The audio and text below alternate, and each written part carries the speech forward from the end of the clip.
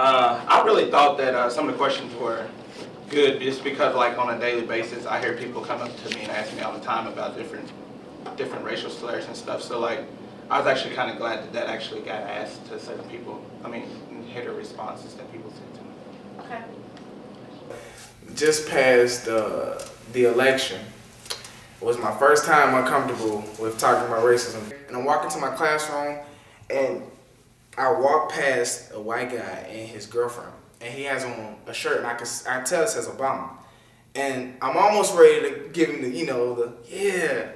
And I look really close, and I see a F-U-C-K above Obama's name. And I'm a Christian background, so I walk past him, and you ever had something not hit you as soon as you see it? So I walk past, and I'm like, I say, did that? He said, yeah. And I look back, and the girlfriend was a little intimidated because she doesn't know what I'm gonna probably do. And so she looks at her boyfriend like this, and he goes, and like kind of laugh, and I just kept walking. I was like, at that point, I just was like, man, I kind of wish I was in an all-black college, and it could be people that feel as passionate as me, because it's like, it was almost as if I felt that black people at that point had to almost hold in their excitement. And I hated that, because we got a black president, and I'm excited. Yeah, we'd asked if people were comfortable about talking about race and racism in their classes, and the white people said no, that they weren't. Almost all of them said that they were not comfortable talking about it. No, I don't feel comfortable discussing it at all, because I don't know, what it comes down to is like a lot of people, I feel that kind of this whole sense of forcing people to be diverse is not helping the issue at all. It's kind of just shoving it under a rug, because people who are actually racist are going to pretend that they aren't, obviously, when they're surrounded by a classroom full of people that are like pretty much, well, being mandated to be racially diverse through your like required courses in college. So obviously there's no real discussion going on. Everyone's going to say, oh, you should be diverse, even if they don't necessarily agree with that. So I don't really feel it's constructive to talk about it in a class, because I don't think anyone's actually going to state how they really feel about something. I agree with that. I would say for the most part people are going to be as non-confrontational as possible. They're going to, if somebody says something they don't agree with.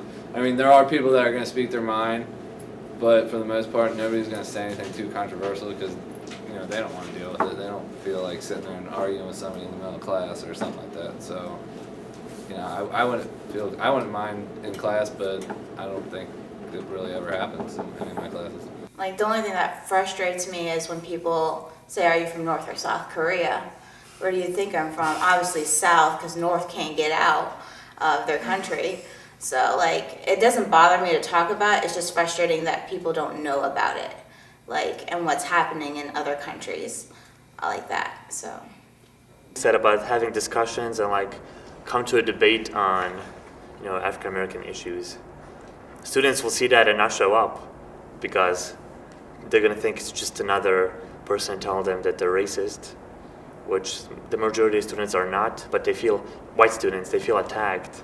Within classes and things, it's no matter what people say, unless you're in a race gender class or a class which actively encourages it, people aren't going to discuss their opinions because they're afraid of what other people will think. And I think that's interesting, because as an extension of that, personally, just my view, I think that actually reveals the nation's problem with race. So you might think that to discuss it is a racist activity. I personally believe that the silence and the polite kind of evasiveness, and when people just shut up in a group, is really the big problem. And I have talked about it because it's part of my grade, but I am very nervous. But I can tell everybody else is just as nervous. Like, they'll start to say something and kind of hold back, and it's like a give and take issue. Eventually you all get comfortable towards the end of the semester, but then by the time it's over. So I think everybody has that fear, because you don't want to start an argument. You don't want to be on anybody's bad side. You have to work with people around you or deal with them just in passing. So it's fear that it's hard to overcome. I think the only way to get over that fear is interaction with other races. So instead of class, I think if you are interacting with other races, you're going to feel more comfortable, you know, in discussing things because you might understand how that race might feel more instead of just being in class and you don't know how anybody feels. But let's say earlier, like in high school or grade school, you interacted with all different kinds of races. You got to know those people, how they feel, what they thought. I really think that's the only way to get over that fear. At least that's the only way I'd be able to get over it. Yeah, I feel completely comfortable talking to my friends of different races about racism, but if it's in a huge like classroom environment and you know there are students of different races, but you don't know those students, you never really know what will offend them. Why do you feel it's okay to joke around about your own race, but for someone else not to? I understand. Like, I understand because, like, I know, like, African Americans, they're able to tell each other the N-word and call each other that, but we're not allowed to. I don't know. I think it's just like a interculture thing that you don't want them to mess with. I mean, jokes are jokes. I mean, you can't take them too seriously. You hear every race making them. And sometimes they're funny, but you're just like, I'm not going to retell that because that's just kind of, but racist comments, you know, especially the N-word blows me out of the wire. I mean, it makes me boil over. I cannot stand it. I've had, you know, heard my own father use it in my lifetime. So it just really just cannot understand why people use it. And including African Americans use it. They're usually, you know, the biggest offenders against that.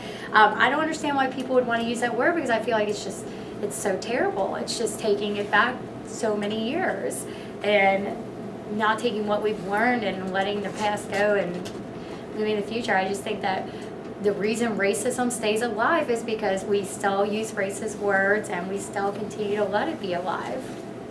I laugh at racist jokes, stereotypical jokes. I have black friends who laugh at them at black jokes.